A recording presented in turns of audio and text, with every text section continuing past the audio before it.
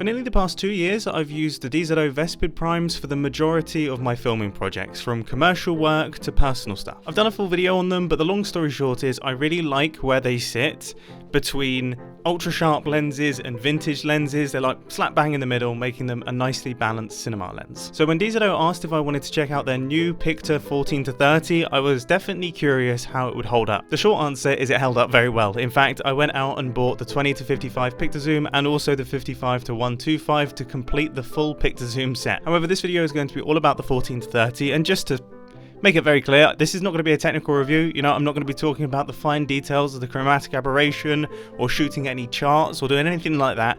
I'm just going to talk about how I use the lens and my experience of using the lens on various different productions. With that being said, there are some technical bits to cover first. Parfocalness is the ability of a lens to stay in focus at all the different focal lengths in the zoom range.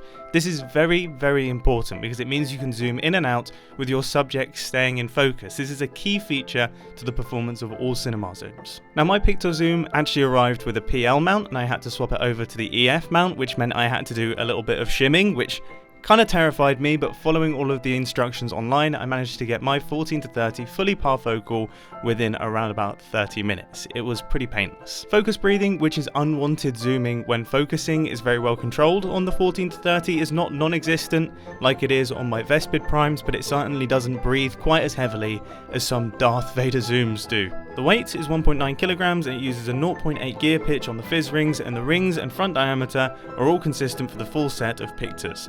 95mm external front diameter, 86mm internal with a thread.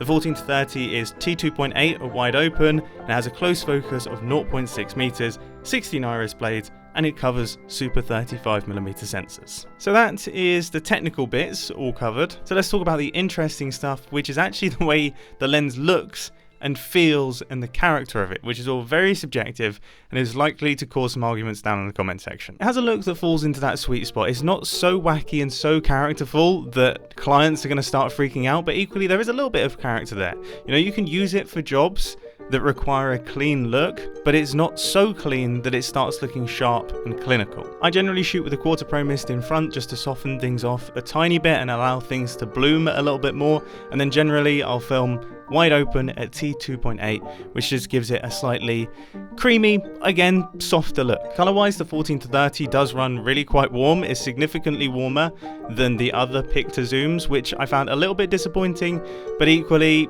color temperature differences are very easy to iron out through a white balance change or just through a quick corrective grade, so it hasn't presented any enormous issues for me. And in terms of contrast and clarity, it definitely lives in the same world as the other Pictor Zooms, so that's great. The flares are big and bloomy, and with the number of elements that you have in the lens, you just end up with a bunch of cool shapes on the image, which is always quite satisfying. Barrel distortion in the wide and a little bit of pin cushioning at the longer end of the lens is definitely present, but and this is potentially a little bit controversial, I personally really enjoy that sort of distortion, especially the very subtle barrel distortion of 14mm. I think it looks really nice. It reminds me of vintage wide angle lenses. And remember, I came into filmmaking through BMXing and skate films. Spike Jonze is basically my hero, so I'm definitely biased in this department. The bokeh is smooth, it's undistracting, there's definitely nothing horrid happening in the out of focus zones, but it's also worth remembering this is a T2.8 ultra wide angle zoom. Bokeh just isn't that much of a factor because it's not really going to be that present. So I think that covers all of the bases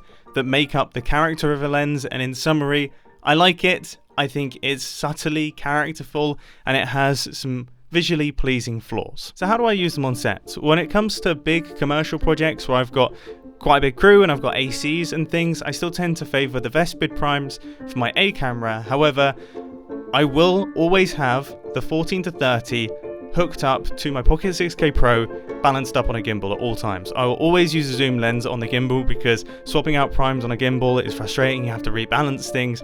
So that sits there, and that is specifically there for capturing the establishing wides and those sorts of floating, arcing mid shots that I absolutely love. For the large majority of my filming projects, the Pictor Zooms live on the gimbal and they complement the shots that I get on my Ursa with the Vespid Primes. But also, since getting the zooms, I found myself using them in ways that I wasn't really expecting. For example, the Razer commercial digital, which was meant to be playful and is meant to be kind of like very in the moment and just capturing things that are happening. I had the 14-30 on the camera for probably about 90% of that commercial, and I was zooming in and out. I even left some of the zooms actually in the final cut, and I was punching in, picking things up, pulling right the way out to the 14mm wides and just kind of floating around, swinging the camera about. I wanted it to feel DIY, I wanted to film in a reactive fashion, and shooting on the zooms allowed me to do that, and it captured the essence of that really nicely. I've also found myself leaning into some crash zooms.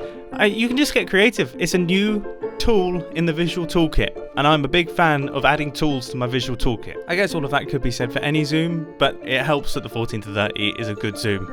It's a really solid piece of kit. It's a lovely lens. I would definitely be using it for future projects, and I look forward to what I create with it in years to come. Yeah, I think that wraps things up. Cool. See ya.